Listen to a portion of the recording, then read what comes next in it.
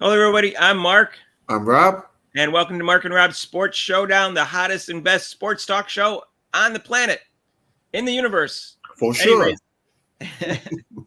that's our goal. Anyways, hey, so guess what? We have a live show Mondays Eastern Time, 7 to 8, and we need more subscribers. So hit that notification bell when you do. And if you like our videos, please hit the like button. And if you want to make comments, please do, as long as they're intelligent and not insulting. So Rob, there's been corruption in the U.S. Olympic Committee before this year. And we talked about this in another video. I'm briefly going to go over the past corruption that took place. The first one was Becky Hammon.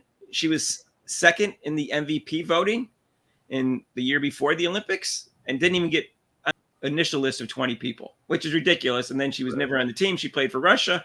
Long story short, people criticized her. I didn't criticize her at all because she should have been on the U.S. team. And Russia was never going to beat the U.S. anyway, so who cares? All right, that was number one. Number two, 2016, Candace Parker went to Tennessee. Arch rivals UConn. Gino was the coach that year. He's not supposed to be the one doing the selections. It's supposed to be a 5-member committee. It doesn't matter. Gina decided that he wasn't going to have her on the team. She was on 2012 and played really well, and she was still one of the top 5 or 6 players in the league. She wasn't on the team. I stopped watching the WNBA after that because Candace Parker was my favorite player. Cheryl Miller was my favorite player, and Candace Parker was my next favorite player, but favorite player in the WNBA at the time. And so now, and then we had another one in 2000, if I can pronounce her name right, and please don't give me a hard time about this. Nanika Ogumaike. Anyways, she had an injury, but it was better by the time it was getting better. She was okay to play, and they used that as an excuse to keep her off the team. I don't know what they had against her. She was clear. She was like one of the top 6 players in the league, and she played well for I think, on the international team at the World Championships or something like that. I don't know. We went over that last time, and guess what? That was corruption number 3. And you notice no UConn players ever get left off the team. Yeah. I just want to point that out because someone said I'm tired of this UConn snubbery. Caitlin Clark is left off the team, and the person that should have been left off the team this time is Diana Taurasi, and she's from Utica, Connecticut. Guess what? The person that's out of the committee is Jennifer Rosati, who went to UConn. She was Player of the Year in 1996. Coincidence? I think not. I smell corruption. I think you're right, Mark. That seems to be a little more corruption here. I mean, UConn does put out very good players, but it seems like that they tend to move towards any kind of Connecticut player over another player, even though they're just as good or as better than that Connecticut player. There's probably been, I'd have to look this up. There's probably been a couple players that have been on it just because Gino was coach that went to Connecticut that weren't one of the top 12 players in the past. So enough of this top 12 players argument that they keep making. Yeah. Because we know that Diana Taurasi is not. She has made an all-pro team in 4 years. She's never made a all-defensive team in college or pros. And guess what? She's 42 years old, and she's a liability on defense right now. So we know that's not the reason. So there must be other reasons. And again, it's not always because they take the 12 best players. Sometimes it's the best fit. And then I saw Rebecca Lobo say, well, this selection's been going on for a couple of years now. It's always been going on for a couple of years. And that didn't stop them from putting 4 women, including 2 Connecticut women, right out of college.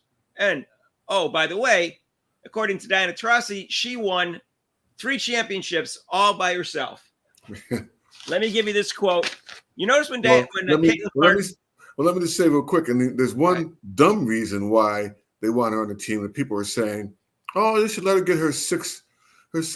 No, we're not into there's that. plenty. Yeah, you got enough, okay?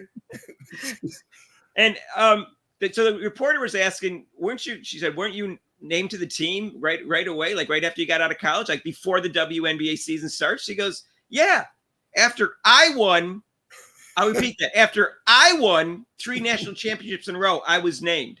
So in other words, the excuse that, what did Caitlin Clark do in the WNBA so far, which of course are better numbers than Diana Taurasi this year, at least by a little, it's irrelevant because the players all got nominated, put on the team before the WNBA season started in the past. It was Sylvia Knowles, Candace Parker, and Diana Taurasi, and Breanna Stewart, who probably did deserve it because but Candace Parker was MVP that year, so obviously that was a smart move.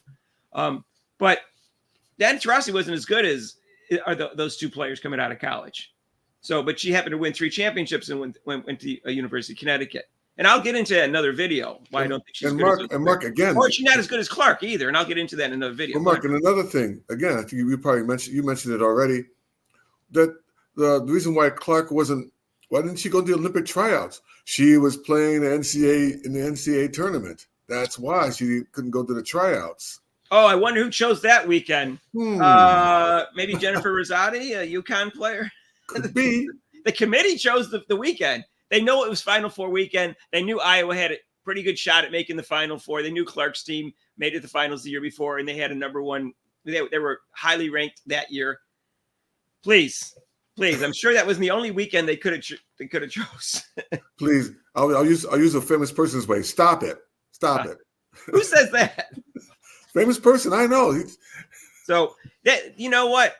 I know the U.S. committee is not the WNBA, but they're connected because the coach is from the WNBA, or their coaches, they have other connections too. So I don't know what to say, except this is 4 times that I think it's been a corrupt situation. I was watching this video from Pablo Torres, who sometimes you would see on Pardon the Interruption. Smart guy, and he was interviewing these 2 individuals that are very much in the know about how networks work and stuff like that, and ratings and contracts and things like that. One is a former ESPN president who left because he had a cocaine problem. So he was talking to the 2 of them, and they are convinced that eventually the pressure from NBC will win out, and they'll eventually put Caitlin Clark on the team. They think that's going to happen. I don't know. I'm confused as to why Chelsea Gray wasn't just left off the team then, if she hasn't played in 9 months, if they're going to have to put her on eventually anyways. Because every day she's not playing in the league, it looks worse and worse that she's on the team, because she's suddenly going to be healthy the day of the Olympics, just to keep Caitlin Clark off the team. And as Rob said, they'll probably have her get on the team and play her at the end of the bench and not play. Oh no, like someone made a comment about that. That these women are so spiteful.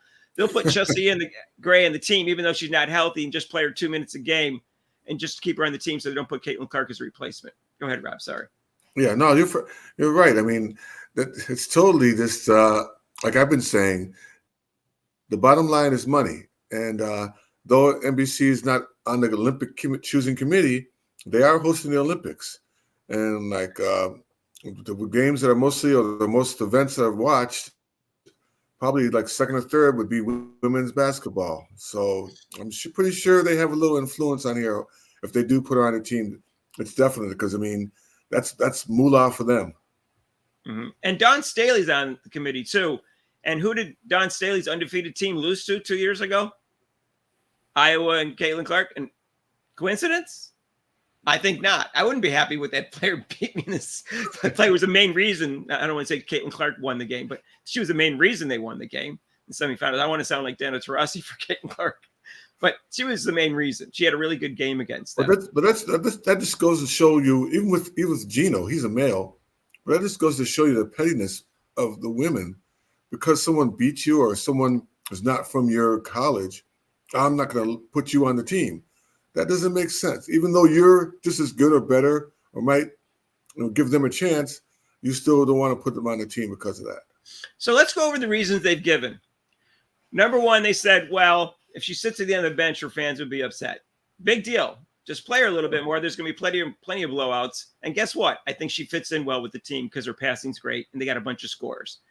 And guess what? 3-point shooting is very important in international basketball because it's a 40-minute game as opposed to the NBA, and it's a single elimination tournament. So you need 3-point shots. You need to catch up suddenly because you were off for some reason. Guess what? Who can shoot 3 points? And she can shoot them from any range.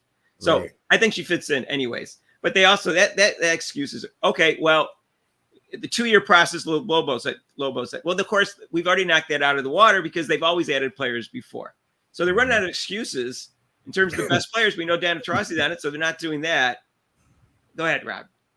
It seems like yeah. Well, let's see. Oh, maybe she has a hangnail, so she can't really play. Or she's. I mean, yeah. It's just idiotic the way they're doing this kind of stuff. And Rob, everybody on the team is 26 or over. The oldest team they've ever had. They've never, as far as I can tell, not had anyone under the age of 26. Is that a coincidence that the best player under the age of 26 that most people want to see is 22? Or they're going to have all the players on the team, and none of them are going to be in the prime anymore. They're going to all be in 30 and over. Prime years are probably for team athletes are probably 26 to 30. Bill James did this thing 23 years ago, having to do with baseball players. But he said for all team athletes, the prime is 25 to 29. Now, I'm going to say it's probably 26 to 30 now because players hit their peak later because of nutrition and injuries. They can because of biomedical reasons and weights and stuff. They hit their peak a little bit later. So we're going to have everybody in the team and nobody really is going to be on their peak that had experience next time by not putting Caitlin Clark on the team or anybody else for that matter. Right. Go ahead, Rob. Yeah. So what are they going to have? Like a wheelchair league, just it's like, come on. Unfortunately, the young people coming in, they're not going to have, unless they have some international games, which they will, they won't have that real experience internationally. And they always throw these players together. So they're not used to playing against each other with each other. So, it's going to be, who knows, maybe the following year, this might be the year the women's team might lose. And guess what? The Olympics are like a playoff game where the coaches shorten up the rotation and the top 9 players play. So the 11th and the 12th player don't make any difference whatsoever.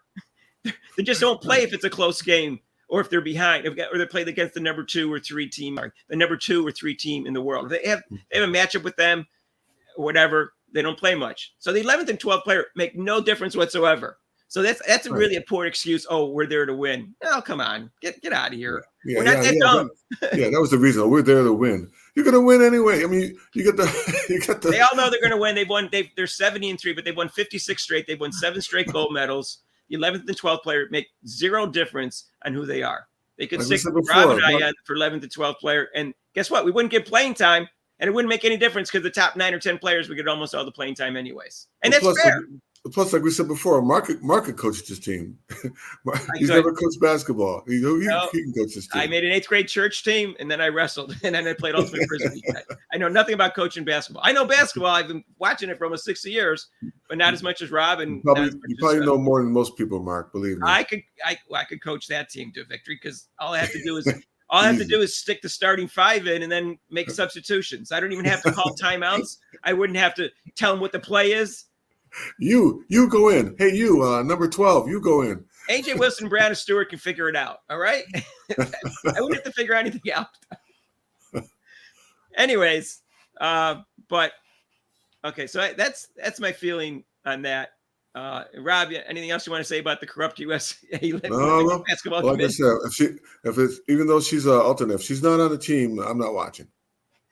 Rob's not gonna. I'm not going to watch the women. I'm going to watch all the Olympics except for the U.S. women's basketball games if she's not on the team. And it's a shame because I want to watch them, and I've supported them and watched them. I've watched every Olympics since 1968. And I think I've watched every women's game that they show. They didn't really start showing them on a regular basis until like 1984 because Cheryl Miller was so exciting.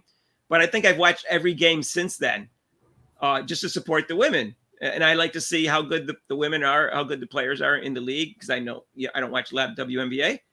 And now this will be the first time that I wouldn't support. I'm not saying I'm actually root against them. I'm just not going to watch. That's my way of protesting. Right. Mine too. Because I don't believe the reasons they're given for why Clark's not on the team. We all know the reasons. I don't have to say it. It's green. It's called jealousy. Mm-hmm. That's the color. If it was money, if it was green money, he should be on the team. Yeah, well, that's the whole thing. I think eventually, because it's green money, she's going to be on the team. I think so, but we'll see. We'll see. All right. All right. Well, that's all I have to say about that topic. And happy Father's Day. Yes, Father's Day. And guess what? Our live show is Monday, Eastern Time, 7 to 8. The NBA Finals is still going on. We're going to do a preview of Game 5 for that on Monday night. It starts a couple hours later, or an hour and a half later, I guess. And if you haven't subscribed to, what are you waiting for? Come on now. It's free. You don't put your credit card in. You don't put ID, nothing. Just put it in, hit that subscribe button and notification bell and all that good stuff, and like the videos and make intelligent, non-insulting comments. And we really appreciate your support. We're getting great comments, and I appreciate that. Yep. All right. Peace out. Take care, everyone.